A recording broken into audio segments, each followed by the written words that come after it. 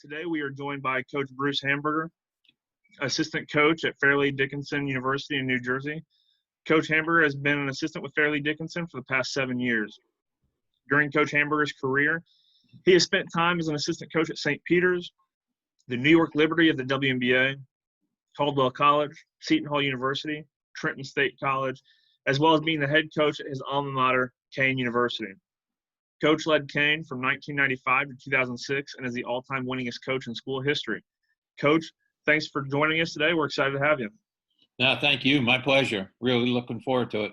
I'd like to talk about today, and again, when Nate and I spoke last week, I think like all of us, we've been on a lot of, Zoom calls, clinics, watching the variety of different clinics, and wanted to do something just different than straight X's and O's, and something I believe in and have constantly worked on and continue to work on to try to evolve and get better at this area. And again, Nate started talking, but just a little bit of my background and how I think it kind of plays into my level of interest in this and kind of my belief in the importance of this.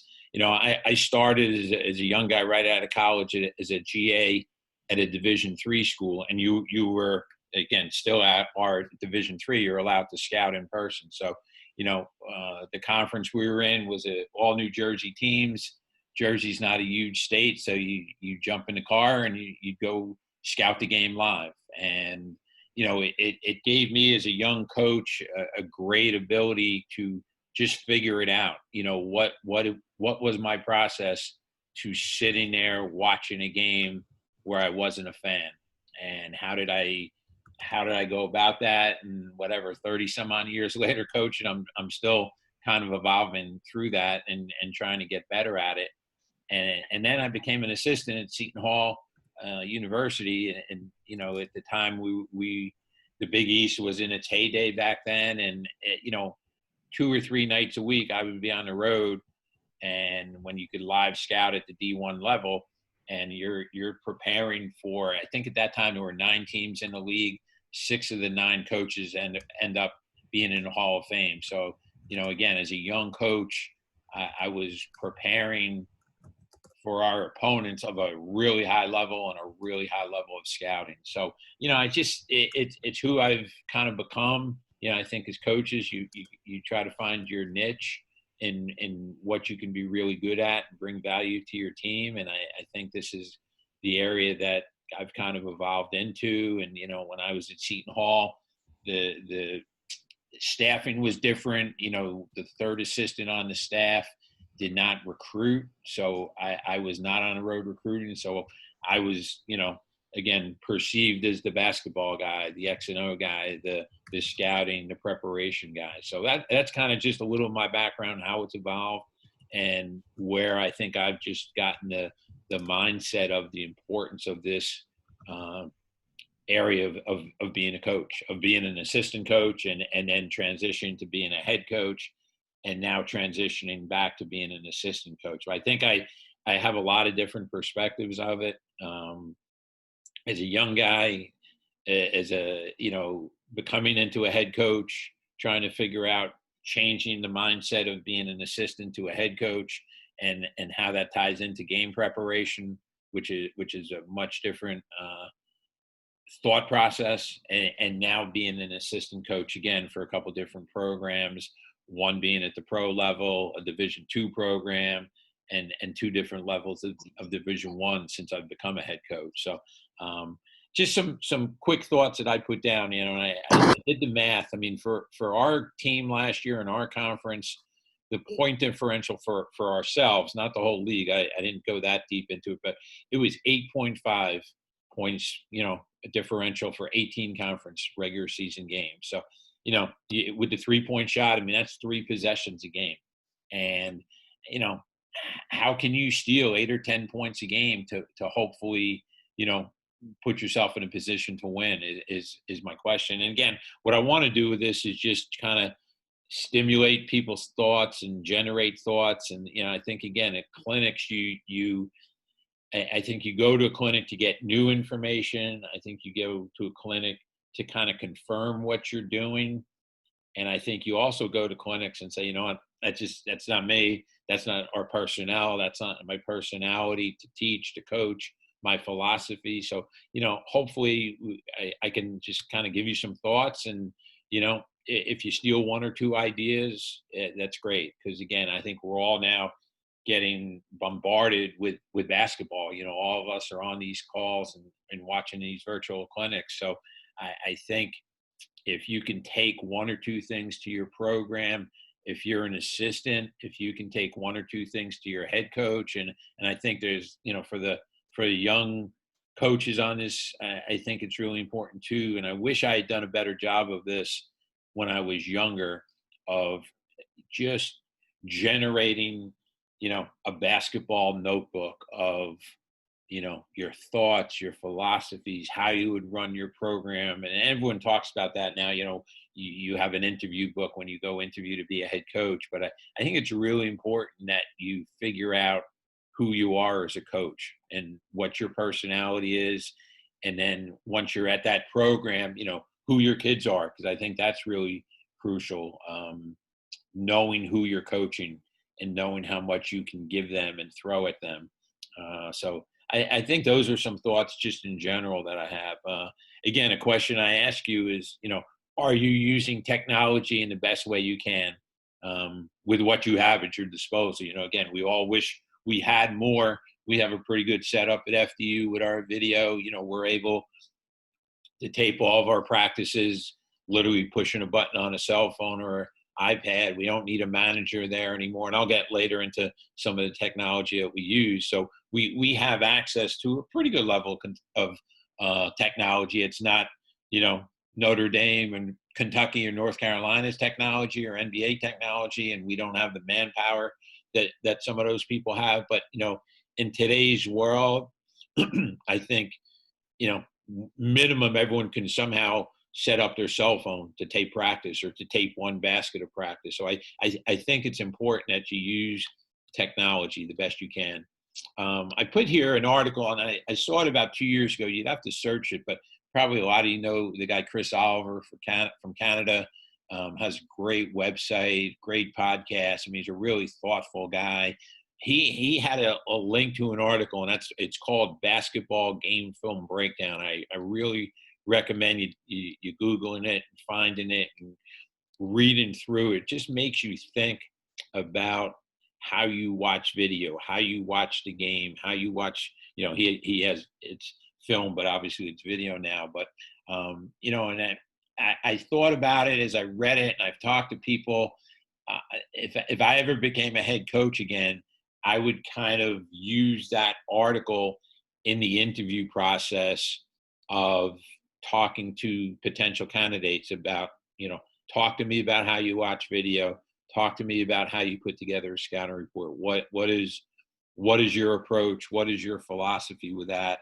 And not that I would necessarily even want to hear how they do it, but I'd kind of like to hear their thought process and what they think about and what they look at as they're watching video. So I think, again, if any people on this are young assistants and kind of getting started, or even veteran coaches, I think that's an interesting kind of mental exercise to do, to read that and just give yourself some questions of, how do you watch video? And again, we'll get into a little bit deeper later on with that. Philosophy, again, my goal is a head coach, and my goal still as an assistant. And I think what it allowed me to kind of go to sleep at night the day before a game without a lot of worry or fear. My goal was to not have a situation occur in a game that I was not prepared for, and more importantly, that I didn't prepare my team for. And you see it all the time, when you watch a game on TV, and you can always tell which assistant has the scout, because he's the one usually jumping up and down and, losing his mind or her mind during the game. And you can definitely tell when something happens in a game that didn't occur in practice or the scouting report or the game plan, when the head coach turns around and starts yelling at that coach, or that coach is reacting in very dramatic fashion. So that was always my goal and my thought process as I was preparing mentally, as I was watching video, as I was putting the scouting report together. I mean, literally, that was the goal of don't have a situation occur. And that kind of motivated me. If, I'm watching 5 games of an opponent and the third one I'm watching, it's a 35-point game blowout with 4 minutes to go. That was kind of my mental discipline to, what, I'm going to watch the end of this game because it's one of their last 4 or 5. I know the game's over. I know they're playing their scrubs. There's nothing that is going to occur that's going to affect the game. But I might see an out of bounds play, a late game situation, a press offense set because the other team's pressing down 30 that I have not seen before. And potentially in our game, that situation may occur, and I'm going to be prepared for it. The same way when I used to live scout, I had a 3-hour car ride back, and it was a 12-point game with 2 minutes to go. I would stay to the end of the game because I just was never sure of what would happen, and I would hate to know that I missed something because I left 5 minutes early or I turned the tape off and went to another game. I think it's important what you know, and I just put down 3 things, but there's obviously your categories can be better. I want to know what the calls are. Like, is it a verbal call? Is it a signal? Is it someone holding up signs? What is the call? And again, I think this can make you think too. I'll turn it around. As coaches, I think you need to think about how do you call things. I like things that are one syllable, that are short, that are quick, that it gives an immediate reaction when they hear it. But I want to know what the opponent calls are. I want to know what are their situational plays, when they're down, when they need a 3, coming out of a timeout, what do they do to start the half? Is there a consistency? There may not be, but is there a consistency to any situation that they get into? Late game, again, down 2, down 3, do they foul the 3-point shooter, when they're up late game, things of that sort. I think those are really important to know. And then out unders. I think out unders are a way to steal points from both ends. I think you can get them obviously if you run good stuff. And I think conversely, I think you need to be able to stop out unders. I mean, that's always, I kind of look at that as a free possession. And if nothing happens, great. You get the ball in bounds, you run your stuff. But I think it's important from a defensive perspective to know what's going on. And, let me take a step backwards too. I think when I was a head coach and just my background, I'm more of a defensive oriented coach. So I think that really affects my viewpoint on preparation. I think coaches who are more offensive minded and just want to really play quick and try to outscore people probably aren't as concerned to the level of a defensive oriented coach with their preparation and their scouting. Next question I would ask you to ask yourself is, how much info do you give your team? And I think that's a really important question to ask. And I think that goes back to really knowing your team, knowing what your kids are about. How much can they absorb? How much can they take in?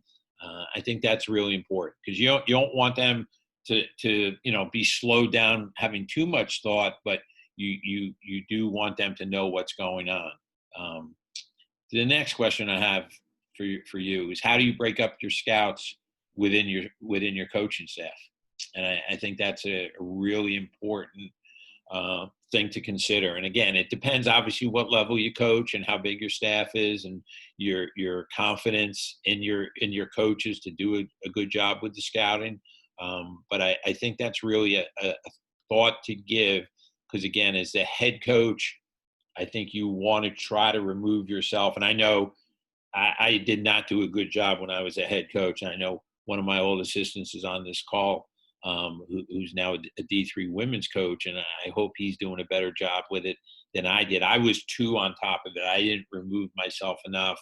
I probably didn't have enough confidence, to be honest, that the guys on my staff would do as good a job as I thought I would. So I probably involved myself to make sure to go back to my goal, that something didn't happen that I was not prepared for. But I think it's really important that you have a method of how you're breaking things up, how you're, who's presenting it, and in what manner you're presenting your preparation.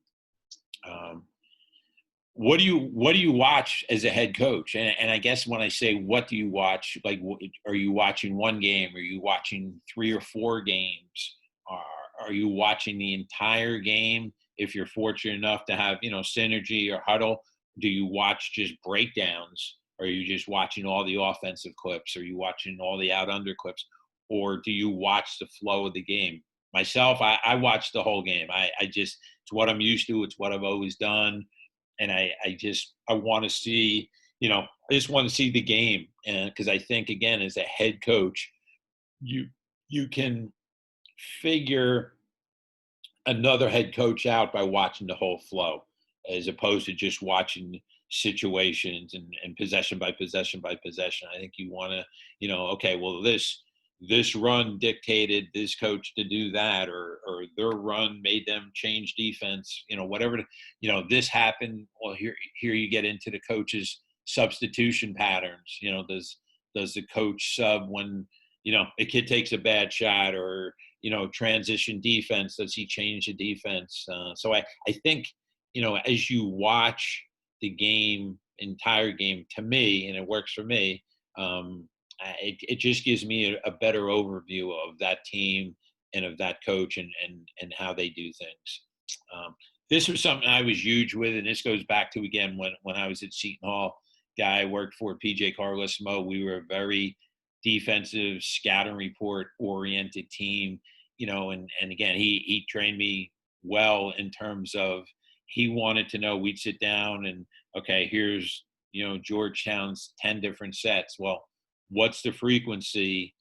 How much are they running it? Because that helped us decide in practice preparation. It helped us with shell defense. It helped us with, okay, we want to show 6 of their sets. Well, which 6 are we showing? As opposed to, you have 10 and then you're just randomly pulling it out. I think that's where, simple analytics, I mean, it's not sophisticated, but just analytics in the sense of, okay, like, how much is someone running a set? If we have 3 days preparation and are running a thing, 60% of the time, well, those numbers need to match. We need, within those 3 days, to really show that at a high frequency and a high level, and really go through it a lot. So again, that's something to think about. And again, I think it's important of just charting, what sets, a zone team. All right, well, how much are they playing in zone? Obviously, Syracuse, I just got off a Zoom call, and Red Autry from Syracuse was talking their 2-3 zone. Obviously, everyone knows Syracuse is playing 99% 2-3 zone. But if it's a team that plays multiple defenses, I think it's really important that you're charting, as you watch, what are the percentages of, the last 4 or 5 games of what defenses they're playing. Because again, I think that in turn helps you with practice preparation. That, if they are playing a 2-3 zone 60% of the time, then close to 60% of your practice preparation should probably be for a 2-3 zone. And your breakdown drills might want to be zone oriented breakdown drills if you're breaking down your offense, or if you're doing skill development, a lot of zone shooting as opposed to, again, teams playing 60-70% 2-3 zone, and you have 3-4 days of practice. Within your skill development segment of practice, you probably don't need to spend as much time with your bigs working on their low post moves, because they're probably not going to get that opportunity, as opposed to working, okay, well, during a 2-3 zone, we're in some sort of 1-3-1 zone offense, and the ball's reversed, and our post players are Xing, or we're looking to get the ball in the short corner and dive the high post. Those type of things, I think, help with your practice preparation. And just an overall theme, I want, again, as an assistant and as a head coach, I want to be over prepared. I want to have every bit of information I can have at my disposal, and then choose what I share with, again, my team, my staff, and so forth. And again, I think a lot of these calls I've been on, hearing different people speak, and I think it's really become, especially in this time with all the, everything that's going on in the world, I think everyone now is talking about over communicating with their team, which I think is a great thing. Same here. I just want to be over prepared. I want to have too much information and then be able to choose what I share, if that makes sense. And Nate, if there's any questions, again, please, if anyone has anything, I don't want to just talk and you guys listen. If anyone has anything, please feel free to jump in with a question. Going to game preparation, again, questions that I always have, and I think, I wish I had more of these questions as a young coach. I think I evolved into figuring this out as I'm continuing to. But how far out do you start preparing?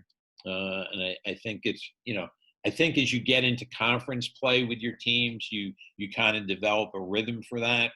I know in our conference we play Thursday, Saturdays generally. So Sunday is our day off. Monday is kind of get back in the gym day and work on ourselves. Tuesday is kind of the start showing stuff, start preparing, start working on breakdowns, start figuring out what defenses we're going to figure or have to prepare for. Wednesday is kind of, final review, not as long a day of prep or not a long a day of practice, probably more prep, more mental work. Play Thursday, Friday, game day, 1 day preparation. And I've always had that conversation with guys in the Ivy League where they play Friday, Saturday, how they do that in terms of their preparation. And it's interesting. I mean, there's not a consistent answer. They all do it a little bit differently.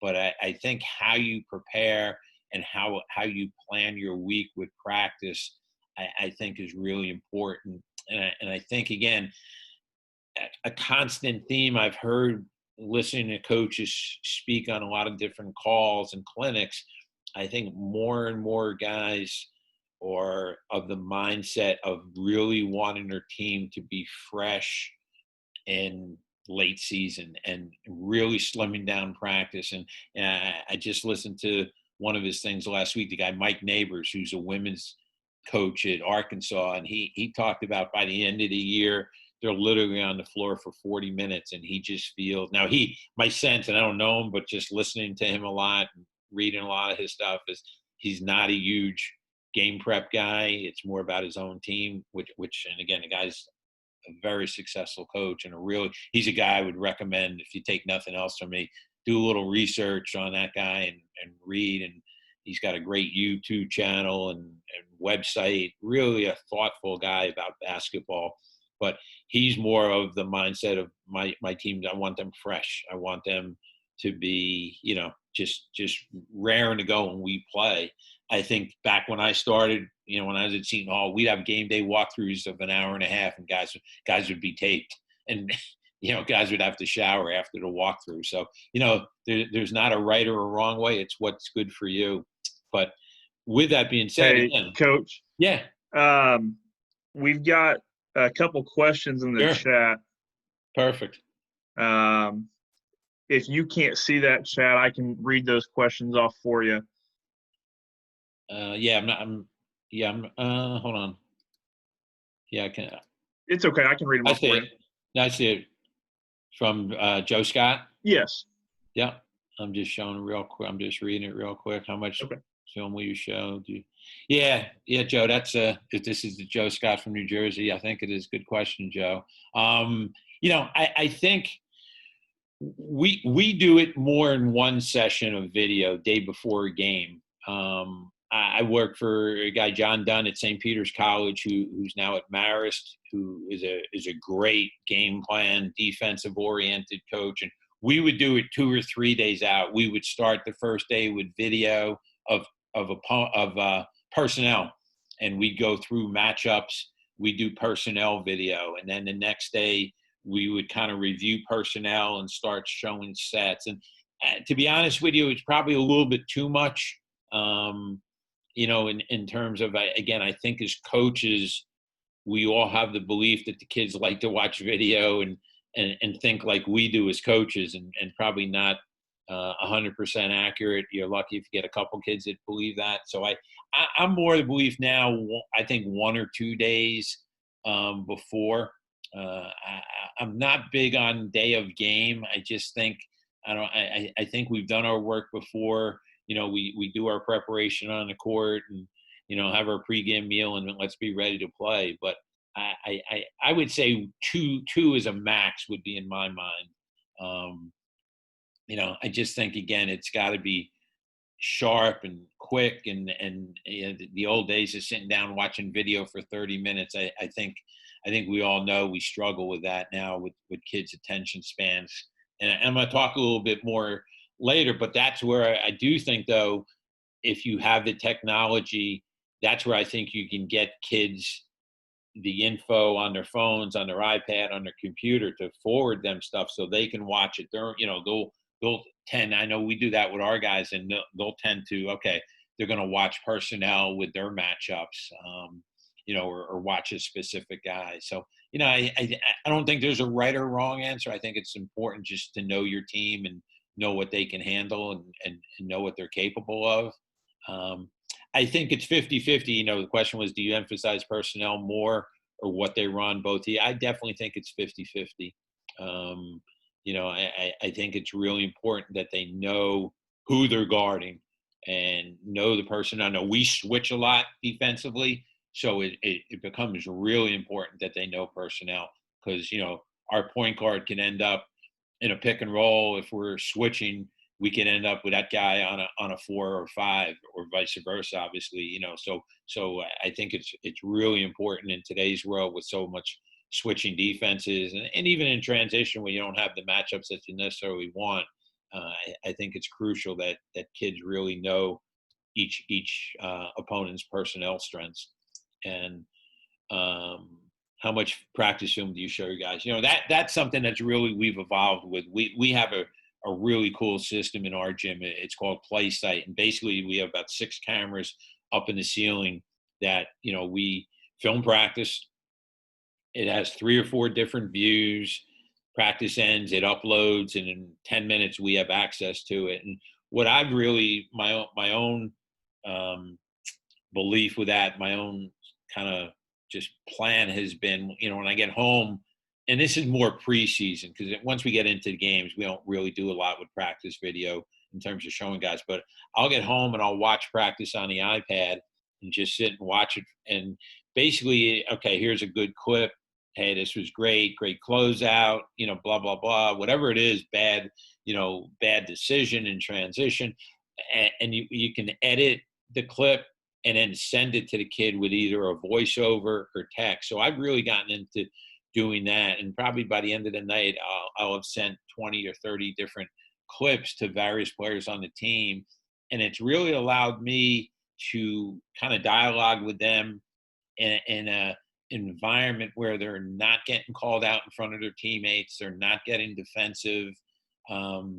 It gives a great, it's kind of giving me a great feedback about how they think, what they see, how they view the game. So that's something that's really been beneficial. And I think if you have access, even if it's on, like I said, minimum it's 1 basket and it's filmed on your iPad, on your iPhone, I think it's worth doing, because we all know kids love to watch themselves on video, and once they have it on their phone, it's there, and they'll review it a million times, and they'll go back and watch it. So I think you can make your players a little bit more students of the game just by sending them video of themselves. So hopefully that answers some of those questions. I think the next thing to really think about is when you're getting into the game preparation, like how are you showing your team what the opponent's going to run? I used to do it. My preference was we would go 5-on-0 and literally talk through, okay, point guard hits the wing, UCLA cut off the high post into a side pick and roll. Here's a stagger on the weak side. And then we would kind of talk through how we're guarding each action within that set. And we all know everything now is kind of false movement and false action, which ends up into some sort of pick and roll, be it in the middle or be it in the side generally. And I think that's every level now, high school, college, pro. So I think going through it slowly, and that's where I think, again, it goes back to how much time are you putting into your practice preparation and your practice plan. And whatever you put in, you're going to need more. So I think you have to put in enough time, because if you don't, and then, they run it the first time and the kid gets a lap and you're pissed on the sideline, like, shame on you as a coach where you didn't put the time in. So I'm a believer in doing it 5-on-0, showing the action, talking through how we're guarding it, and then get going live and doing it 5-on-5. And that's where I think it goes back to as well, like, what's your language as a coach in a program? What, are you able to, you're just calling things different actions. Again, UCLA cut, side pick, middle pick, flare screen, pin down, whatever your terminology is for different actions that you're going to guard. So as you're showing it and you're talking it through, you're talking the language of your program, and everyone's on that same page. And, a back screen is the same language for everyone. A down screen is the same. So, again, there's only X amount of things that people are running. What are you calling a ghost screen? Everyone, that's become a big concept. Pick and roll offense. What are you calling that? So you can, because again, in a game, you got to talk to them in sound bites. Just quick hits. Maybe in a timeout, hey, we're be aware they're going to run a ghost screen next. Whatever the case may be. So I think that's something that you have to think about. And then how do you defend the actions in practice? Are you doing it live? Are you doing it 5-on-5?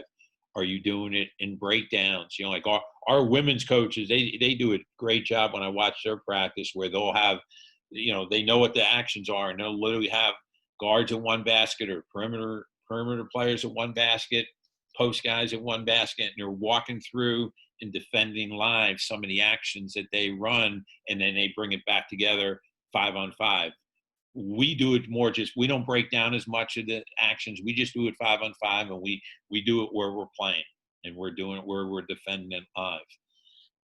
The next question I have for you, game preparation. How do you prepare for a team the second time you play them? What changes? And there better be changes in your mind as a head coach. Obviously, you got to react to that first game and make the corrections and make the adjustments. So I think your mindset has to change a little bit. You have a little bit more knowledge now. You know what teams are running. The frequency of it. What worked against you, what didn't work against you. So I think your mindset the second time has to be a little bit different. And again, I just put in, obviously obvious questions, I should say. But, what is your pick and roll defense? What is your low post defense? And what are your rotations? If you're doubling the post or you're trapping pick and rolls, I think those are the things, because knowing the sets is great, but you're going to get into situations, the ball goes in the post. Okay, what are you going to do? They ran their set. You guard it as well as you could guard it. Ball's in the post. What are you doing? If they run a pick and roll, they get a guy in the roll. How are we rotating off of that? So I think and again, your walkthroughs and your game preparation, really important to be on the same page with all that stuff. Use of video. Here's some of the things that we use. Not as much huddle. That's probably, we use that more in recruiting, but different things that we use, and I'll share a little bit in a sec, a different screen with what some of our reports look like. But again, just the video work, crucial. I can't stress it enough. How many games of an opponent are you watching? Obviously, it depends on what you have access to. Again, the question that Joe asked, how often are you showing players video? I think these are things, I think each program does it differently. I don't think there's a right or wrong, but I think it's something you really need to think about strongly. How many sets you're going to show them on video. We try to keep our edits to about 12 minutes. And I'd say probably 4 to 4.5 minutes are personnel. And then the rest are, sets, defenses, out unders, what have you. But I think it's really important that you figure that out, to sit there and think you're showing them a 25-minute edit that they're going to be tuned in for 25 minutes. I think you're fooling yourself. I think that's really something that I'm very conscious of. how long are my edits? And I know when I give all my, I'm not a great, you know, putting together guy. That's not my strength. I give it to our video guy. He does it. And then he and I sit down and I clean it up, and I probably delete, 15% of what I gave him. And I have to figure what I want to delete because I know they're too long. That's something I'm really conscious of. I think that's something as a coach, just in general, I think we really need to be conscious. Like, how long are we talking to our kids, post game, pre-practice? I think there's sometimes, and I picked this up the year or the 2 years I was in the WNBA. There were times before practice where, literally, all right, let's go, let's have a good one today. And I kind of thought at the time, like, come on, you as the head coach, like, you gotta give them more than let's have a good one today. But as I look back, you know what? Sometimes, yeah, that's it. Like, they how much are they going to listen to you? And I really believe this strongly as a head coach. You have X amount of words and X amount of minutes over the long season that your players are going to really focus and listen to you. So, I think it's really important just being conscious of the length of video you show them, the length of time you talk to them, post game in the locker room. I think I got much better at this as I developed as a head coach. I think the NBA's got the right mentality. They put up on the board what time the bus is leaving for the airport, and you know what? They don't. I heard a little bit of a talk last week, and guy Kevin Eastman, who used to work for the Celtics, from Doc Rivers, and he said Doc Rivers will literally speak for 45 seconds after a game. He might give him one or two things, and then it was like, you know what? We'll clean this up tomorrow. Didn't want to say anything. He had to pull back and regret and apologize for, collect his thoughts, go speak to the media, get on the bus, go to the plane, go to the next site, and tomorrow's a new day. So I think that's something I've really become a strong believer in.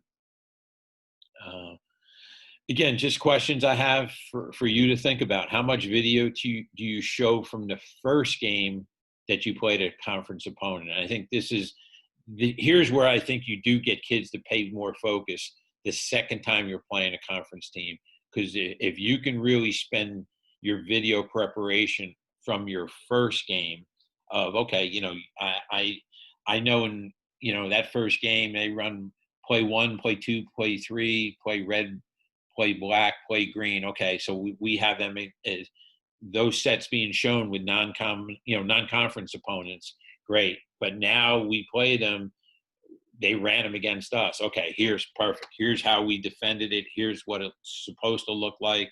Here's, now you can coach your team a little more as opposed to just showing them video of the opponent. So I think that's something you really got to factor into. Like your edit and your preparation for the second time you play an opponent should be it should look dramatically different from the first one, in my opinion.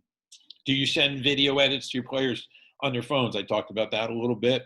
Again, if you can video practice, I think show them video even in your 5-on-5 preparation. And I heard Michigan State, one of our assistants is a Michigan State guy, and he told me that big thing that they do, like they will have, and they'll use this second time through, they'll have clips up from their first edit, non-conference games.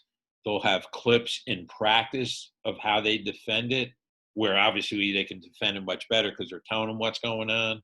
And then they'll have clips from their game, Michigan State, Iowa. They'll show clips of that game. So that's something to really think about. If you have the manpower and the technology, I think that's a great thing to show some practice clips where it should be, at a better pace, where you're defending it properly and what it really looks like. And I think having clips from your live game where it's maybe not as good, but at least you know what it's supposed to look like.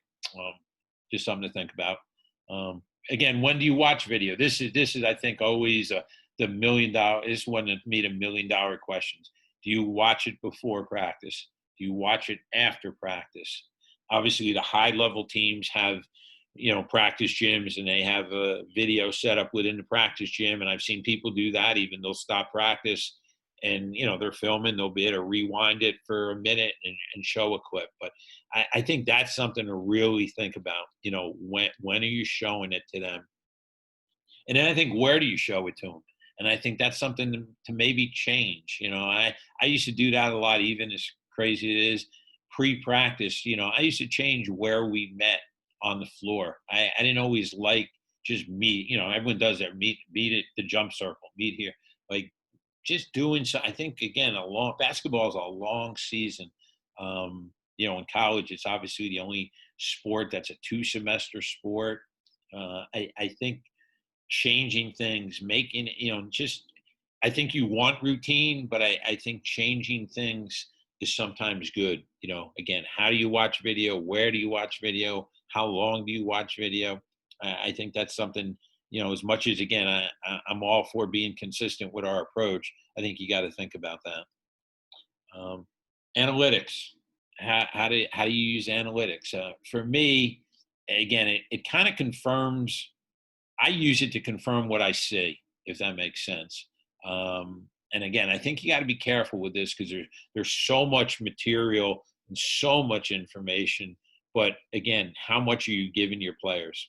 I think, obviously, to me, what I think is important is, again, the 3-point shot, obviously percentage, but the percentage of shots that an opponent takes, or player takes, I should say. You're 2 guard on our team. I want you to know, hey, that guy's shooting 58% of his shots have been threes. So it helps with the personnel edit video. I think it helps with the game plan preparation.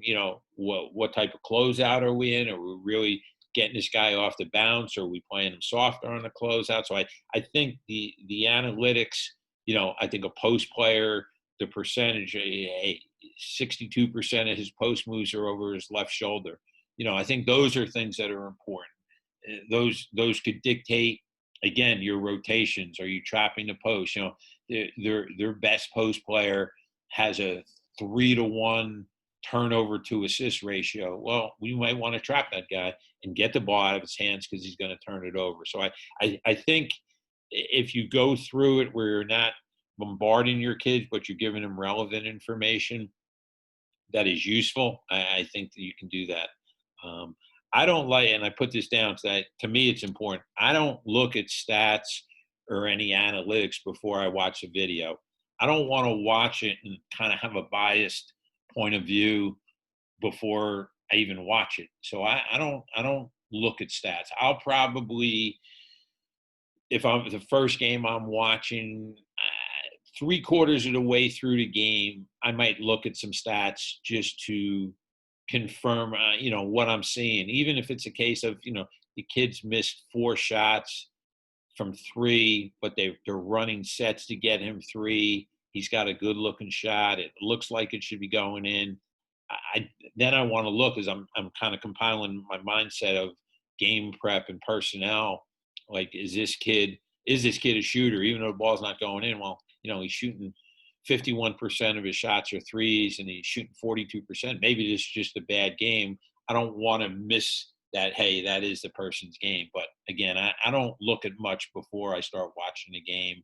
And again, how much do you give your players? I see there's a couple more questions, Nate, in the chat, so I'll stop talking for a sec. Someone just. Let's see. Joe Scott, he thanks you because this is going to help him prepare for a scrimmage against FDU. Yeah. He also added, my 2 cents on stats that I recommend you look at. What percentage of a player's rebounds are offensive rebounds? A guy might average 10 boards a game, but 9.9 of them are defensive rebounds, and 6 of those are just missed free throws. Yep. So, yeah. Yeah. Coach Scott, thanks for the info. Yeah, and that is a good stat. I think offensive rebounding percentage, I know that's an analytic that we kind of look at halftime a little bit as we're getting ready to meet with our team. Like how both ways, how many of our misses are we rebounding, and same for the opponent.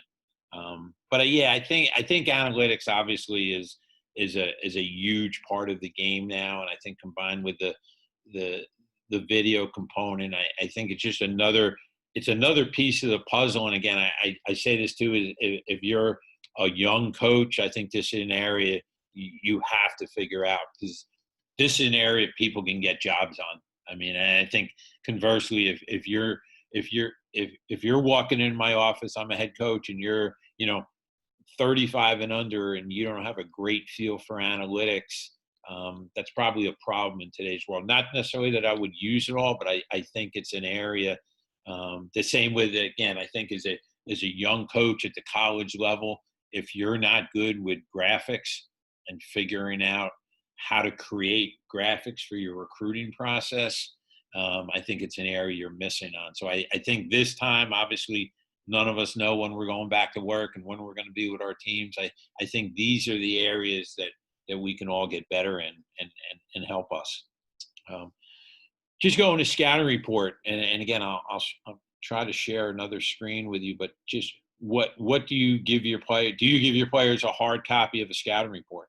Do you use the technology, if available, to send them to players on your phone? And when do you give your players a copy of the scouting report? I'm going to try. And Nate, you might know, am I able to share another screen or no? How does that? I don't want to. You can try it. We may have to get you to stop sharing your screen and then share. Yeah, let me. Again, but you should be able to, I think. Yes, I have one other one. Do you see anything that says Central Connecticut or no? I do not. No, okay. I don't want to screw it up, but I had a copy of kind of our scout. Let me just hit stop share and try to do it again, if that's okay. Yeah, you're good.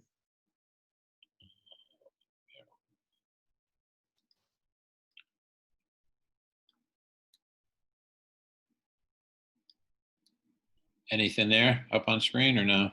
Yeah, it's cut off a little bit on the side, but we can see it. Yep, trying to just, there we go. Yeah, so here's kind of our software program that we use with our preparation. And again, a lot of it's kind of preset. You just type in the info, and we give our players day before a game. So we'll get into some of the just kind of general themes about their team. This was Central Connecticut from our conference. We'll go through, again, 6 or 7 bullet points of just basic information, nothing crazy, but just kind of general terms of who we're playing against. Then we'll put our matchups in. And again, this is something we'll obviously adjust from game to game. And, that's something we look at pretty strongly after the first game.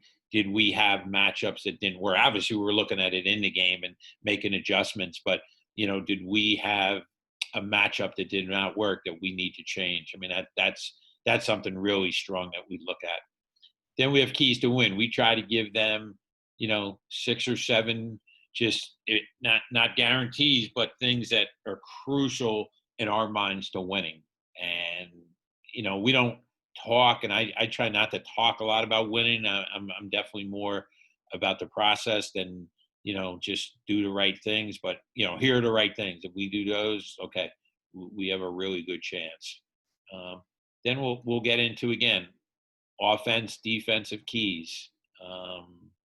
Just, what they do from a defensive standpoint and what we have to do conversely to, take advantage of things. And then if we turn around, here's what they will do from an offensive standpoint. Here are the 4 or 5 things that they like to do, and defensively what we need to do. And then we get into personnel.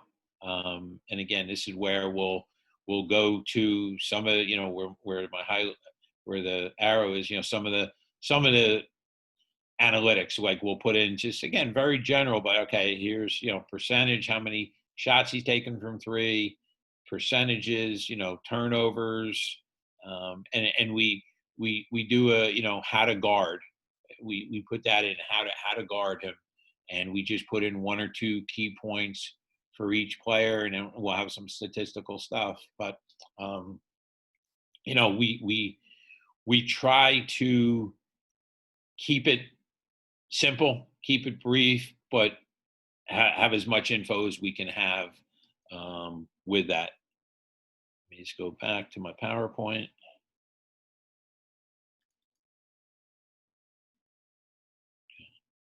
Is that back up online? It looks like how it did when you The first started sharing. scouting report? It looks Oh, like it's your presentation. It's just yep. showing Okay. a small part of it. Yep. Is that better? Same. Okay. Bear with me.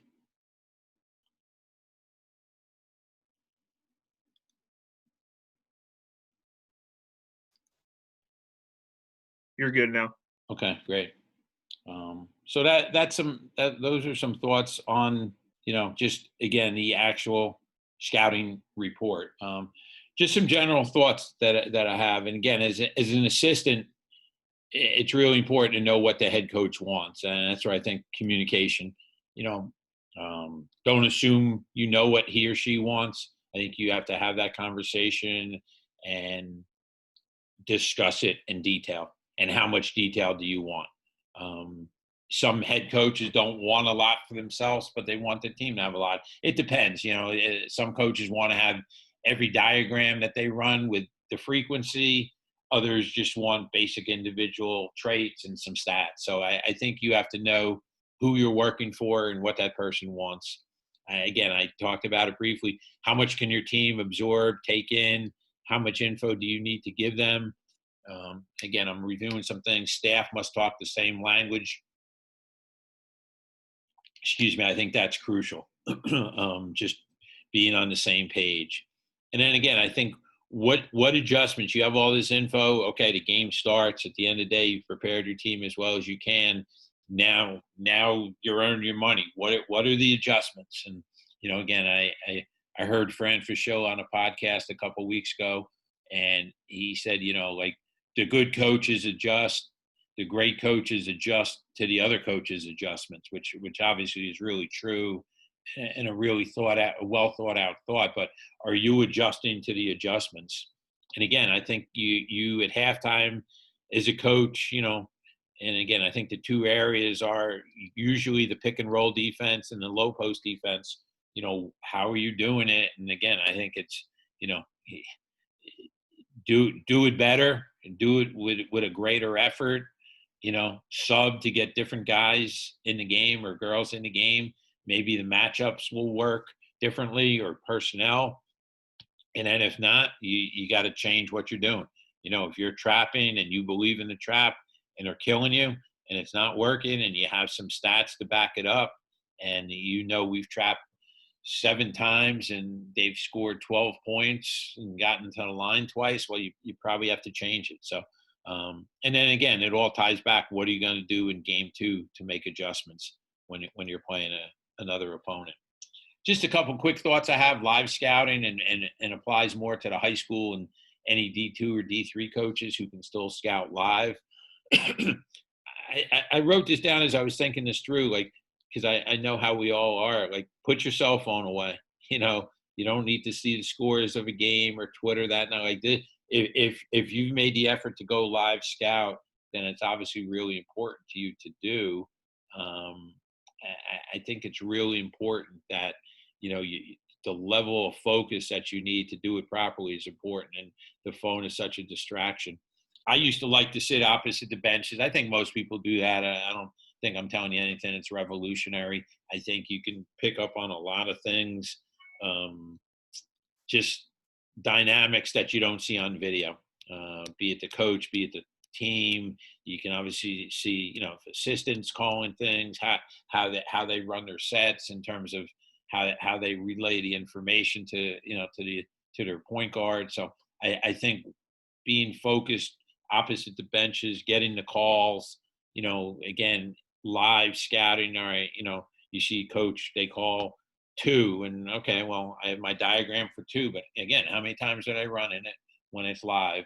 I think it's important watching the head coach for everything that you see that person do. And I know when we play, if it's my scout on a free throw situation, I'm literally just staring at that head coach to see what he's calling, be it he's calling an offensive set, he's calling a defensive set. I think really good coaches will, when they're shooting a free throw, you'll see it a lot. They're going back to defense, but he's calling the next offensive set. So I think if you're watching a head coach and seeing what that person does, you can get a lot. And again, team dynamics, I think that's important. Just a lot of nonverbal things that you'll see from the team, from the bench. I think injuries you can't pick up on video. You see live. You're at a game Wednesday and you play that team Friday, and you're there and you notice the kid limping, or that kid came out at halftime and he's not going through warm-ups. That could affect your preparation for your game on Friday and your practice on Thursday. And I said before, I think it's really important. You made the effort to go to the game, stay for the entire game, because you're going to see something late game situation in a game that's not a close game that's going to occur. Because again, we're all creatures of habit. We have our press offense late game. We have our side out late game. All right, there's 4 seconds on a shot clock. It's a 20-point game. I know it doesn't matter for the outcome of the game, but your game might be a 1-point game with 4 seconds on the shot clock with 8 seconds left. And if you jump in your car to head home early, you might miss that. And game day walkthrough. Are we good with time, Nate? Or Yeah, we're good to go. Okay. We're good to go. There was one question, though. Yeah, please. Do you use any special program to generate your scouting report, like Fast Scout, or do you just type it up? It's Fast Scout. Yep. We use Fast Scout, and we use, and I didn't show it, but not that I need to. We use Fast Draw for the X's and O's part, and we don't give the players any X's and O's. We that's just for coaching staff. And to be honest with you, we don't even share that with the other coaches. That's just for the coach that has the scout. Everyone will get the Fast Scout portion, the team and player personnel. We give that to every coach and every player on the team. If we go on a road trip, they take that with them on the road trip. We give it to them before we get on the bus. If it's an overnight, it's in their bag, in their hotel room. It's, you'll, and again, every player is different. You will see some guys pregame in their locker reading it before they go out and shoot when we get to the gym. So every kid is different, but again, I think it's provide them with as much info as we can. The next, and I'm trying to kind of do this chronological. Okay, so now it's day of game, game day walkthrough. And again, at first, I hate the name walkthrough because I just think it implies that you're going half speed, and not that there's anything wrong with going half speed, but again, I think we've all been there as head coaches, and we've probably all seen, you go to watch a college practice and, all right, it's a walkthrough and you're walking through it. And then the coach, you get pissed. Why are we going half speed? Why are we walking through it? Again, I referenced before the guy, Mike Neighbors from Arkansas, said he does not do game preparation on their walkthroughs. They just do shooting and skill work. And he, his point was, if we're not ready, at that moment, that day of the game, we haven't done our work. Your kid has a test at 10 o'clock in the morning. If they're waking up at 7 o'clock, keep studying, they haven't done their work. So, and I think there's some validity in that.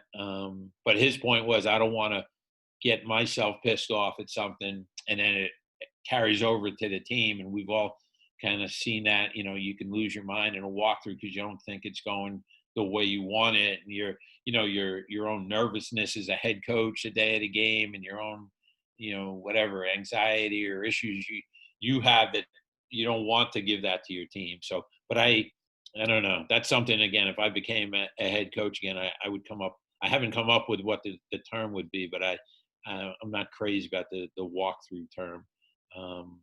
What are you showing your team on the floor day of the game? How much are you going through? That's where I think the old days it would be an hour of just going through every set. I think today's world, you got to find the 3 or 4 things that they're going to run the most and make sure that everyone's on the same page Are you showing video day of game? Some people do, some don't. I think that's a personal what works for you and what works within your facility and schedule and timing, if you can do it.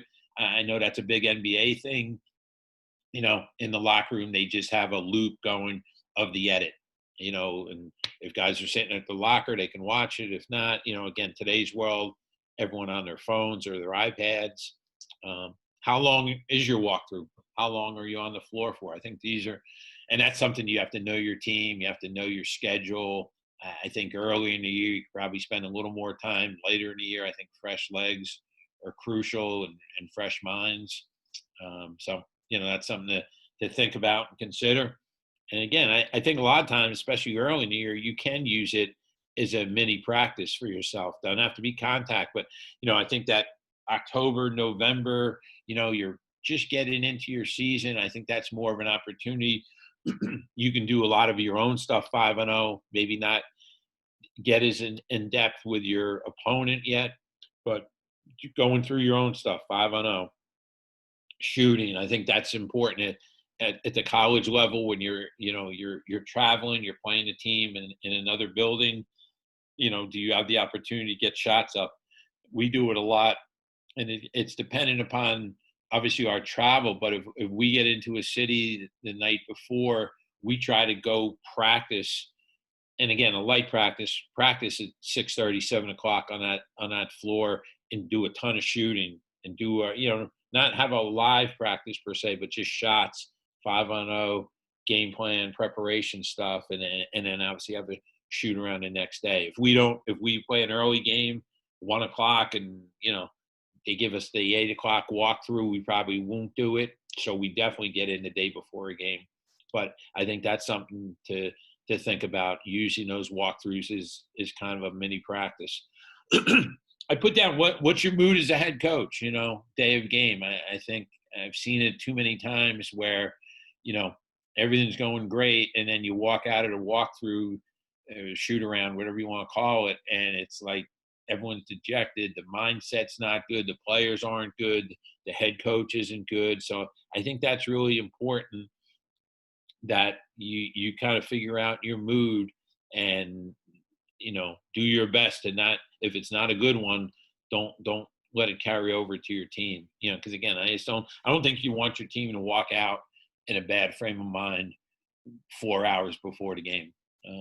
Again, how much shooting do you do? Do you do stuff 5-0? And again, I think it's a great time to work on special situations. And I'll give two examples.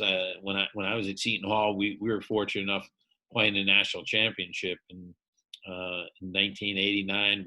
We played Michigan. We're down a point. Questionable foul call, gets their guy to the line, makes 2 free throws. They go up a point, and it was about 4 seconds on the clock. Have to go length of the court, and that's a play we worked on every walkthrough. It was the last thing we did in the walkthrough. Every game, we would go through 2 or 3 different special situations. So we're there in our timeout, and we don't have a board. We're not diagramming anything. We're just, okay, here's what we're running. Everyone knows. Great. We didn't get the shot, but okay. Ball didn't go in, but we knew what we're doing. Go ahead, whatever, 25 years. Villanova, Chris Jenkins makes a game winner, same thing. Out of a timeout situation. I remember watching a game, and Jay Wright didn't have a clipboard. They were just talking through. They did it every day, every game, every walkthrough. So I think that's a great time to just work on, again, out under 3 seconds, side out 10 seconds, last shot, full court play. So again, just things to consider. Pre-game. And so now we're done with the walkthrough. Everyone ate their meal. We're good to go. Pre-game, we're whatever, an hour before. When do you meet? Like, when does the clock start? When are you meeting? How long? When does the head coach speak to the team? And that's something I think to really, again, I go back to my thought of, you got X amount of words and X amount of times as a head coach where what you're saying really resonates with your kids. And again, I'm not a rah-rah, motivate, yeah, if we got to do that, then I recruited the wrong player. So that's not my mindset. Some coaches do that, which is great. It's just not who I am. Not what I believe in. But I think it's I think it's something to consider. When does a head coach speak? Who presents the scouting report? You know, you would assume it's the assistant coach who prepared the team. It generally is. But okay, what does he do, and then what does the head coach do? What are you putting up on the board in your locker room? Are you showing them sets? Are you showing them just your personnel? Are you know, because it's another opportunity just to review. All right, here are top 5 sets. You know, go through it. Here's how we're guarding it. Here's personnel. Here are our matchups. Here's, you know, again, here are the analytics. Hey, Joey Smith, remember, you know, shooting 48% of his shots are threes, 33% shooter. We really got to close out hard, get him off the bounce, make him put on the floor. So, you know, again, what's your emphasis? Player personnel, sets, combination of both. And that's kind of what I had for my presentation. I just wanted to kind of take you through my process. Not that my process is right or wrong. I think that's just for each of us as head coaches to develop your own. And I think the assistants on here who want to become head coaches, I think it's a really crucial aspect of the game. I think it's an area of the game as coaches that we have some control over once the game starts. And I think it's an area that definitely can win you games. I don't know if it's as much lose you games, but I think you can find ways with your preparation, with your game planning, with your approach that can help you win games, or at least put yourself in a position to have a greater opportunity to win.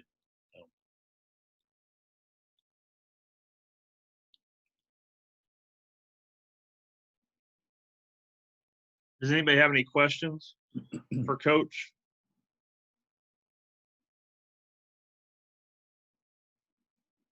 If you have a question, you can come off of mute if you want and just talk to Coach.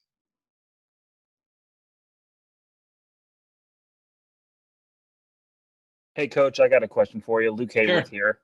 Hey, Lucas.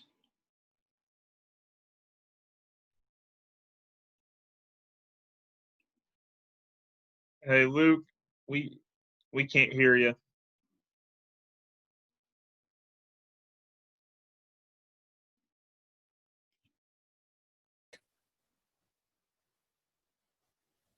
Am I back? Yeah. Now you're Okay. back.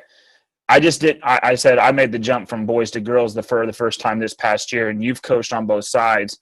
Did you find any difference in any of this because of coaching one versus the other?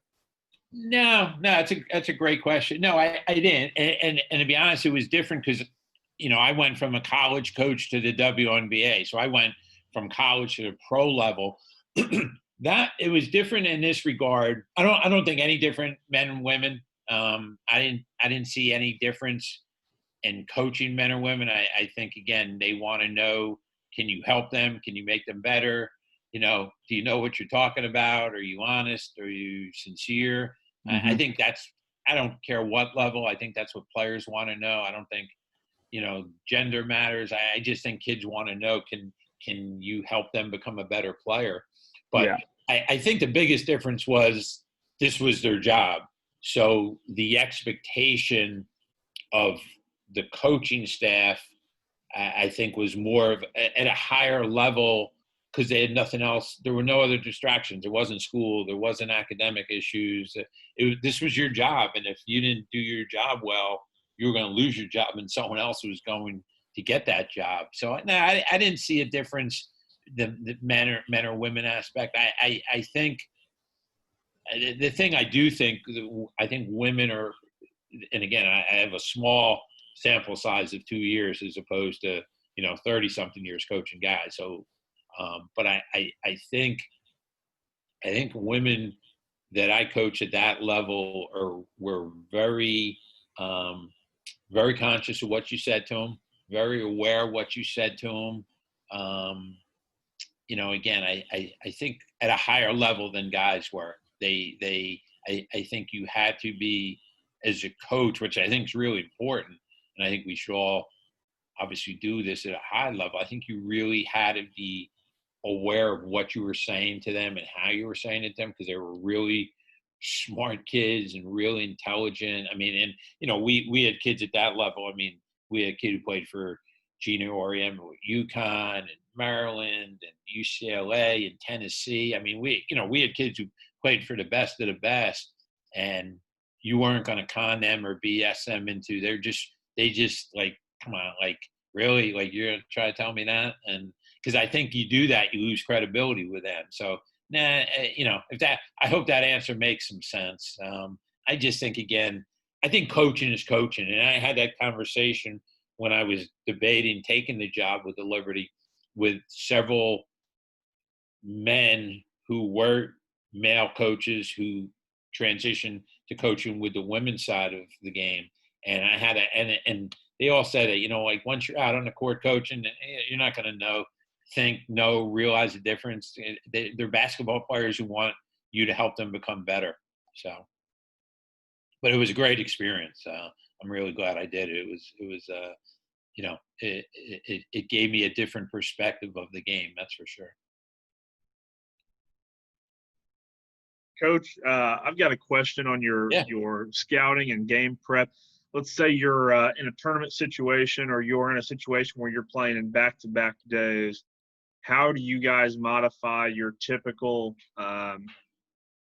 process for a back-to-back situation? Yeah, no, that's a great question. I think the most important thing, you have to have your work done before that. If you're all of a sudden that game ends, you're in a conference tournament, that game ends, at 6 o'clock, and you play the next day at 4 o'clock, and you're just starting your preparation, you're in trouble. I've never quite understood that when you hear, the stories of, I was up till 6 a.m. Like, you know that there's a potential to play team A or team B.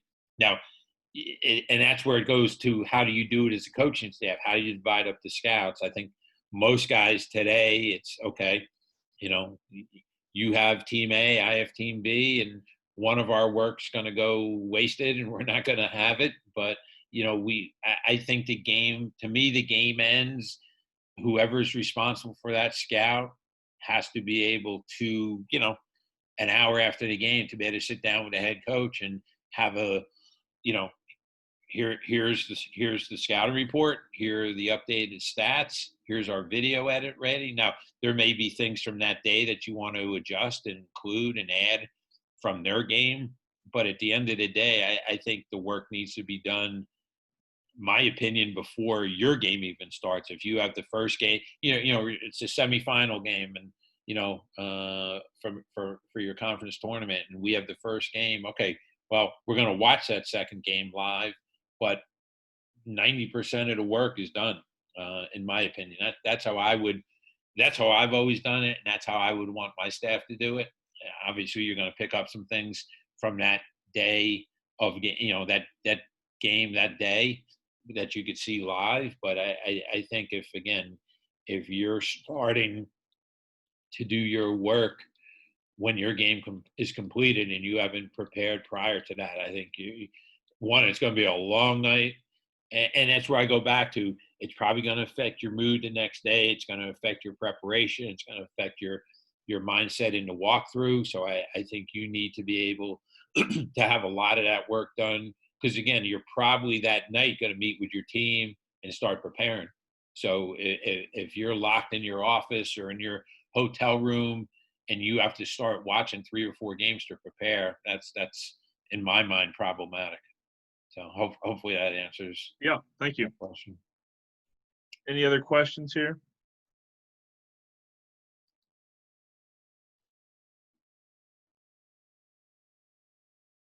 Yeah, Coach Heath Hallington here. Yeah.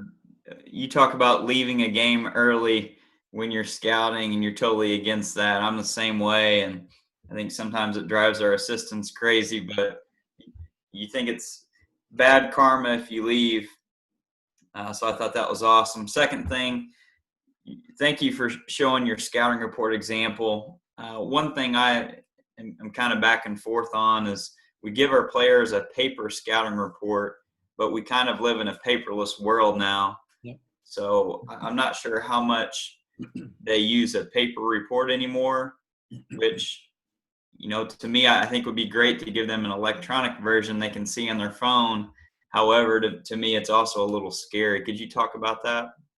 Yeah, I agree with you, and I think, yeah, I think their mindset is so technology based now and visual in terms of their computer, their phone, their iPad. So yeah, like the program we have has the ability to share it with them on their phones. And so I think even if you don't have that ability, and even if you're kind of old school and you have a written report, I think, you know what, you scan it, you email it to them, or you screenshot it and text it to them.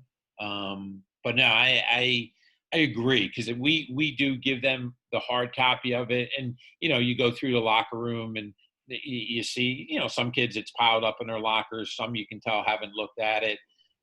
That's also, I think, conversely, we don't do it, but it's an interesting concept I've heard people do. Do you quiz them on it? Do you give them some question and answers? That's I guess that's a big, like, Belichick does that with their preparation, where they'll quiz their players of some things. So yeah, I think you got to be careful with how you approach it, but I do think it goes back to, I think, like anything, like what you emphasize within your program, you're going to be good at. Everyone's core values and points of emphasis and everyone's culture and all the buzzwords that we all use as coaches nowadays. I think what you emphasize is what you as a head coach emphasize, the kids will see that it's really important. And I think and that's where I also think it's great, and you hope it doesn't happen in a negative way, but I think there's enough game situations that you can refer back to that they see the value. You walked through, there are 5 out of bounds plays, and you had to call on each one, and you had the proper preparation. You lose a game by 4, and you gave up 8 points on an out of bounds play. And you can go back and show that within the video and make the point of, like, and I'm a huge believer of, like, one play doesn't win or lose a game. Even that, a kid makes a game-winning shot. Like, it's just my mindset goes, well, that didn't win the game. I mean, there were 30 other things that contributed to put the game into that situation where that game-winning shot mattered. But all right, we did a terrible job on our out under defense. That's why we lost. We got to be better. So I think there's ways that you can kind of refer back to what happened in the game and then kind of carry it forward. Like, hey, we got to be better. Like, this stuff matters here. Like, this is winning, and don't feel bad after the game when we didn't do a good job Tuesday and Wednesday in our preparation. And and I'm big with, hey, we showed it to you on the court, 5-0. We showed it to you live. We talked it through. We did a game day walkthrough. We did video. Like, come on, like, we're showing you this stuff. We're telling you it's going to happen. We're giving you the answers to the test that you're going to have in English next week. You got to figure out how to apply it, but we're giving you what's going to happen. We're giving you the question. We're not giving you the answers, but we're telling you what's going to be on the test, and we're telling you how to answer it properly. So I think, again, it's what you emphasize and how big a deal you make of it as a coach. Awesome. Thank you, Coach. No, sure. My pleasure. Coach Hamburger, thanks for being on with us this morning. I really appreciated your topic because, we keep hearing about all these X's and O's, which are great, but basketball is more than just X's and O's. And, it's good to see how good coaches are running their programs and what they do in detail. So I really appreciated having something a little bit different this morning. Before I wrap up, does anybody else have any questions for Coach?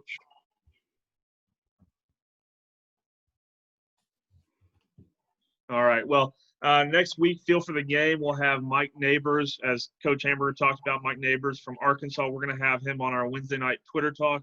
And then on Friday, we'll be zooming in with John Miller, the head coach at Hanover College. Thank you guys for being a part of today, and we'll see you next week.